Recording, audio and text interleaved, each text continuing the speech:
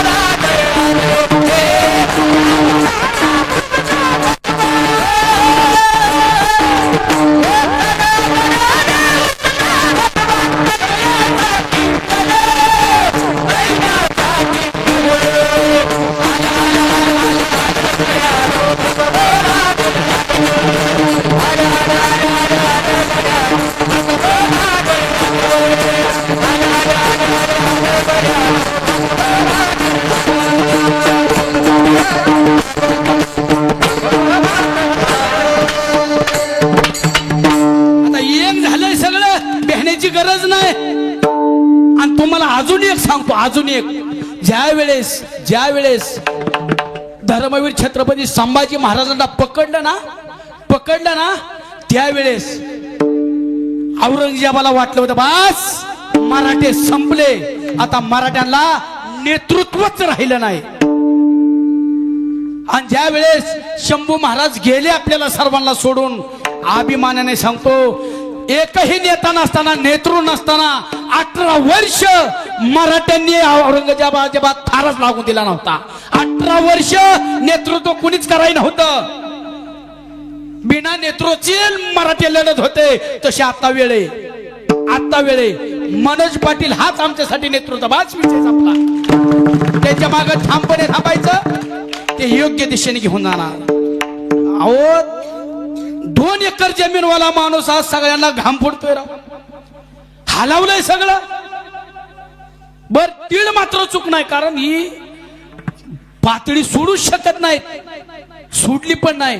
त्यांनी पातळी सोडली, त्यांनी इतकी सोडली की बॅलन्स बघा असावा त्यांचा, कळानाच काय बोलतोय.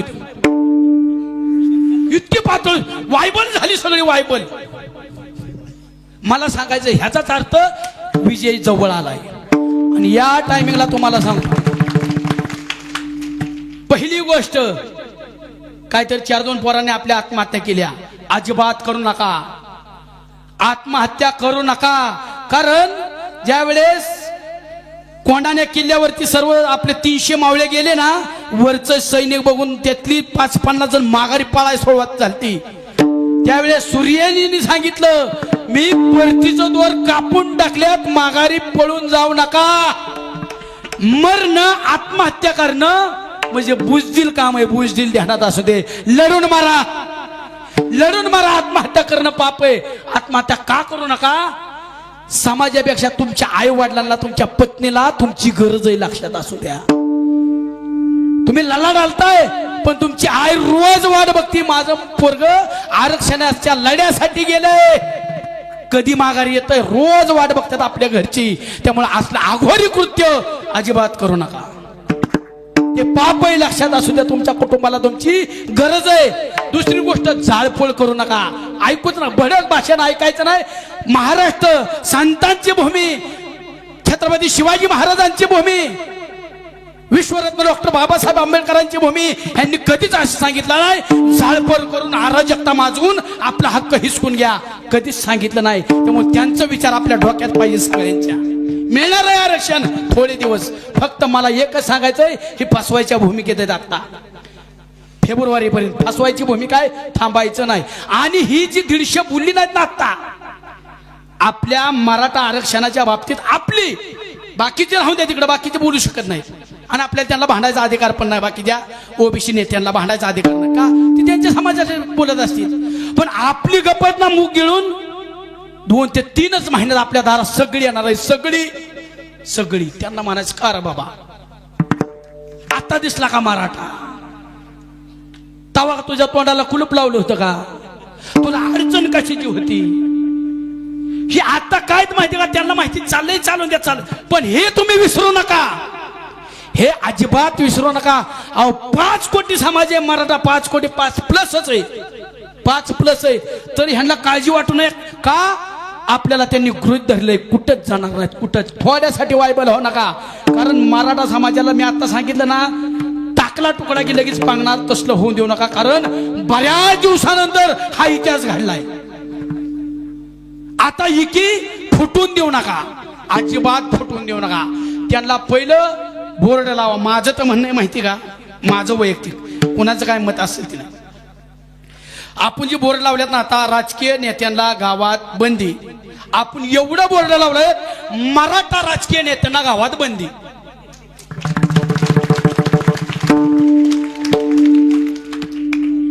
मराठा राजकीय नेत्यांना गावात बंदी, बाकीच्यांनी येऊ द्या. जागेत ह्यांना धाकच नाही वर राहिला कोणाचा. काय करतोय मराठी, आमचेच आहेत. आणि आपल्या सुद्धा अवलादी असे आहेत. तुम्हाला सांगतो, आला ना पुढारी वरचा परत, एक गट तयार होणार. या साहेब, या का कमी आहे की या, तसली लाचारी करू नका, लाचारी करू नका. कारण लक्षात असू दे, हा लढा आहे. तुम्हाला जर ह्या लढ्यात सहभागी व्हायचं नसेल, होऊ नका. पण कमीत कमी लढ्याला आडवं येऊ नका, नाही तर समाज तुम्हाला कधीच माफ करणार नाही. ध्यानात असू दे. ह्या धर्माचं पालन करायचं आपल्याला. ह्या धर्माचं आपण अन्याय करतोय का? आमच्यात आहे, ठीक आहे, पहिल्यापासून आहे आमच्यात. पहिल्यांदा पाटीलकी आम्हाला दिली, ठीक आहे. पाटीलकी परत आमच्यापर्यंत राहिली का? आता आरक्षण मिळत गेलं, आमची पाटीलकी गेली ना आरक्षणामुळे दुसऱ्याला. जाऊन द्या, आम्हाला संविधानाने जे अधिकार दिले ते मान्य आहेत.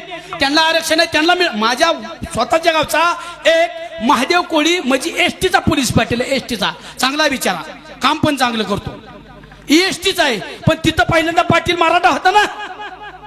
एसटी मिळला, आम्हाला आनंद आहे ना एसटीला मिळलं. चला, सगळ्यांना अधिकार मिळतोय. पण तुम्ही तीच का धरून बसलाय की हे पाटील होती पहिली?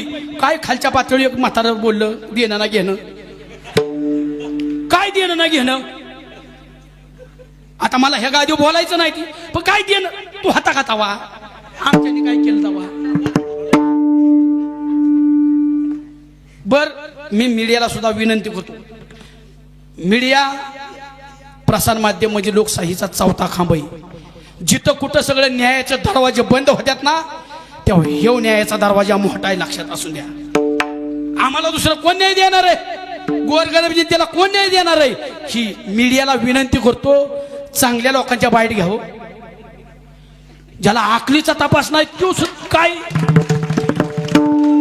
ते खालच्या पातळीवर जाऊन बोललं म्हातारं, आणि त्याला सुद्धा कमी द्यायला लागलं. हो हो, पाटलांनी बाया नाचावल्या. अरे हो, बर त्यांनी पूर्वीच्या नाचावल्या, आमचं काय चुकलंय ह्याच्यात?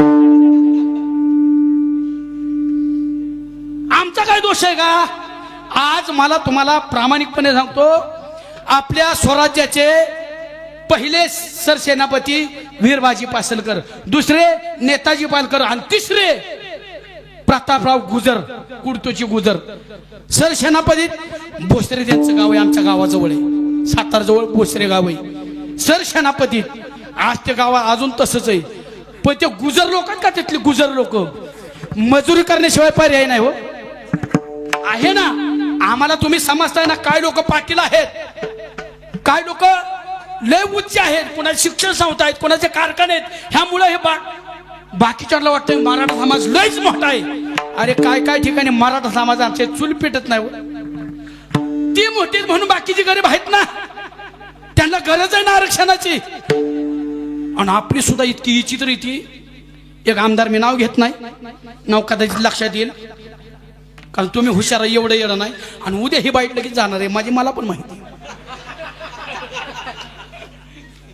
एक म्हणला रे पाटलाची अवलाद आहे, पाटलाची अशी 50 खुकी अशी पत्र 2.25 एकर जमीन अशी पत्रावर फेकले, फिसली. मी काय देणं घेणं होतं. तुम्ही 2.25 एकर जमीन अशी पत्रावर फिसली, पण आम्हाला भोगायचं येत आहे ना गरिबांना. तुम्ही गरिबांना किती मदत केली मला सांगायचंय. आमच्या मराठा समाजामध्ये जो श्रीमंत आहे तो अतिश्रीमंत आहे, आणि जो गरीब आहे त्याची चूल सुद्धा पेटत नाही. ह्या चूल न पेटणाऱ्या लोकांना आरक्षणाची गरज आहे हो. ह्यांना आरक्षण द्या. आणि ह्याच्यासाठी लढाय ती नाणे साहेबांची ते काय त्यांची बोलण्याची पद्धत. आम्हाला आरक्षण तुम्ही का बसा की मग, तुम्हाला नको, तुम्हाला म्हणलं का बाबा घ्या घ्या घ्या त्याला आरक्षण घ्या, आम्हाला नको. ती मोठ्याची असण्याचं काय ते डोक्यावर पडलेलं ते जलांगे डंके की चोट पर हो. तू का रडतोय? तुझं मागितलंय का आम्ही? हसण्यासारखं नाही, रडा येत अक्षरशः. आणि हसल्याची मीडिया बाईट घेऊन दाखवते. ती तिथंच राहिलं पाहिजे, ती इकडं फिरूच शकत नाही ती. बर दलित समाजातला पण नेता त्याला म्हणला हे आमच्या समाजाला कलंक, तरी ते बोलत आणि मीडिया त्याची बाईट घेते. मला एक सांगायचंय, ही न्याय देवता आहे, आपल्याला न्याय देण्याचं साधन आहे मीडियामध्ये. मीडियाने चांगल्या लोकांचे घ्या, जिथं भडकाव भाषणं बोलत्याल, बड खावं म्हणलंय मी, भाषणं बोलत्याल त्यांची अजिबात घेऊ नका. समाजात अशांतता पसरते, लक्षात असू द्या. मीडियाची फार दखल घेतात लोक. मला सांगायचं फक्त शांत राहिला पाहिजे समाज, महाराष्ट्र शांत राहिला पाहिजे, महाराष्ट्र संयमी, त्याचं वातावरण फक्त बिघडू नका. दोन मित्र होते, दोन मित्र भांडणं कशी लावायची बघा. भांडणं दोन मित्र होती आणि एक लय कट्टर मित्र. आणि एका राजाने सांगितलं गावात चोरी झालेली आहे, जो त्या चोराला पकडून देईल ना त्याला 5 कोटी रुपये बक्षीस देणार, 5 कोटी रुपये. हे दोन मित्र, त्यातला म्हणला मी पकडणार, दुसरा म्हणला मी पकडणार. नका दोघांचीच भांडणं. अरे पकड की, तुला पकडला, तुला घावला तू नाही. तो म्हणला तू समजा तू चोर पकडलं, तुला बक्षीस मिळाला, तू काय करशील? मी म्हणला जमीन घेईल आणि त्या सगळा घास लावेल. म्हणला घास लावेल, गुरांचा घास, दुधात धंदा करील. तो म्हणला तू काय करशील? मी घास लावेल. तो म्हणला मी घोडा घेईल आणि तुझ्या घासात सोडून देईल. तो म्हणला माझ्या घासात सोडायची काय कारण आहे तुझी? तो म्हणला सोडून देणार. तुझा घासात घोडा चिवून दे म्हणला, त्याचा पाय तोडणार. तू म्हणला माझ्या घोड्याचा पाय तू तोडणार. जी तुंबळ मारामारी दोघांची तिथं झाली, तिथंच हाणाहाणी दोघांची. हे भांडणं राजाकडे भांडणं कशावर झाल्यात? ह्यो हरामी माझ्या घासात घोडा सोडतोय, ह्यो म्हणला माझ्या घोड्याचा पाय तोडतोय. ती म्हणले ती राजा म्हणला तू घास लावलाय का? ती म्हणला नाही लावला. घोडा घेतलाय का? नाही घेतला. मग कधी मिळाल्यावर ना. तसं आम्हाला सांगायचंय आम्ही आरक्षण मागतोय, मिळत न मिळत पुढचा भाग आहे. आता कशाला तुटून पडता आमच्यावर?